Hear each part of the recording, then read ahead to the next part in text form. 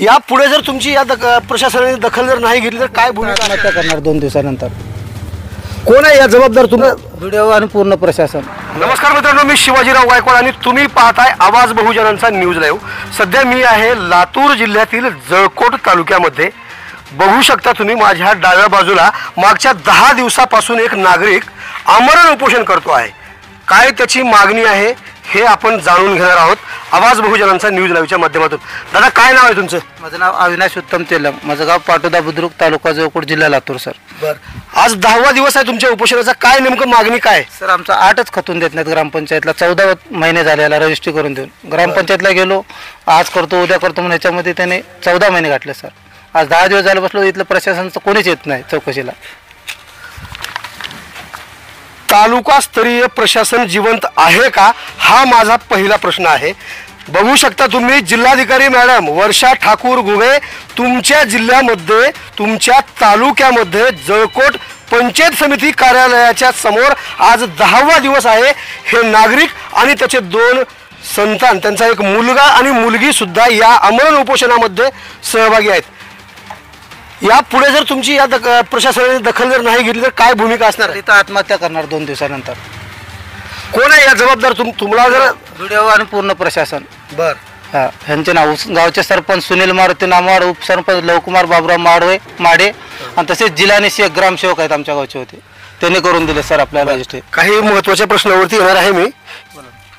जागेचं किती क्षेत्रफळ आहे? किती बाय कितीची जागा आहे? 15.5 बाय 47 जागा आहे। बर, मग ही अगोदर कोणाच्या नावावर होती? ही जागा आम्ही करून दिली होती त्यांना। काय म्हणून करून दिली होती? सर रजिस्ट्री करून दिली होती। बर, मग आम्ही त्यांचे पैसे आमच्याकडे आल्यावर पैसे दिलो परत। मग पैसे दिल्यावर आमची वस्तू आम्हाला परत द्यावं का? त्याने नाही, तसे नाही केले। त्यांनी डुप्लिकेट आठ काढले ग्रामपंचायतमधून तिघाच्या संमताने आणि खोटा आठ बनवून रजिस्ट्री करून दिले सर आमच्या पत्नीला। आणि त्यामध्ये आमची पत्नी पण वारली सर आत्महत्या करून। आता आत्महत्या केली का मारले गेले यांचं अजून निदान लागलं नाही। किती दिवस झाले या घटनेला? माझ्या पत्नीला 11 जानेवारी 2024 रोजी वारले सर। आणि पत्नीच्या नावावर 23/10/2023 रोजी करून घेतली मी रजिस्ट्री। तेव्हापासून रजिस्ट्री खतून द्या म्हणतोय तर कोणी खतून देत नाही। आमच्या नजर चुकीनं झालं, असं झालं। मग नजर चुकीनं झालं तर हे करून द्या ना मग आम्हाला दुरुस्त। 23/12/2024 रोजी तुम्ही इथं उपोषणाला बसला। कोणी कोणी भेट दिली आजपर्यंत तुमच्या या उपोषणाला? उपोषणाला कोणी नाही भेटलं। एका दिवशी आले इथले ग्रामसेवक कोणाळे साहेब, आम्हाला म्हणतात की ते आमच्याकडनं नाही दखल घ्यायची, गुन्हा दाखल करायची, हे करायचे, ते तुम्ही स्वतः जावा गुन्हा दाखल करा, हे पत्र घ्या उठा इथून। म्हणलं उठत नाही।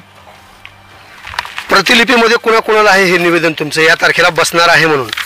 SP ला आहे, कलेक्टरला आहे, CO साहेबाला आहे, पोलीस स्टेशनला आहे, तहसीलला आहे, इथं पंचायत समितीला पण दिले सर। बरं, सरकारी दवाखान्यामध्ये आहे सर। दवाखान्यातल्या लोकांनी तुमची येऊन प्रकृतीची चौकशी केली आज? येऊ लागले सर, त्यांनी येऊ लागलेत। त्यांनी ॲडमिट पण हो म्हणले, पण मी म्हणलं मी नाही येत ॲडमिट व्हायला, मी इथंच राहणार म्हणलं। म्हणजे ज्यांच्या दालनासमोर तुम्ही ही मागणी घेऊन बसला त्यांनी मात्र तुमची आजपर्यंत दखल घेतली नाही? नाही। बीडीओ साहेब तर अजून चुकून पण नाही आले माझ्याकडे। मेडवार साहेब तर चुकून एकदा पण नाही आले माझ्याकडे। त्यांनी कोणाला साहेबाला पाठवतात, त्यानेच उठा म्हणतात, मी उठत नाही म्हणून सांगितलं त्यांनी। हे नागरिक मागच्या 10 दिवसापासून आपल्या न्याय हक्कासाठी आमरण उपोषण करत असताना यांचा विषय खरा आहे कितपत खोटा आहे हे पुढे बघताच आलं असतं। परंतु 10 दिवस एखादा नागरिक जर आपल्या कार्यालयासमोर आमरण उपोषण अगदी लोकशाही मार्गाने जर करत असेल तर गट विकास अधिकारी अर्थात स्थानिक प्रशासनाने यांची दखल घ्यायला पाहिजे होती, परंतु त्यांनी कसलीही दखल घेतली नाही।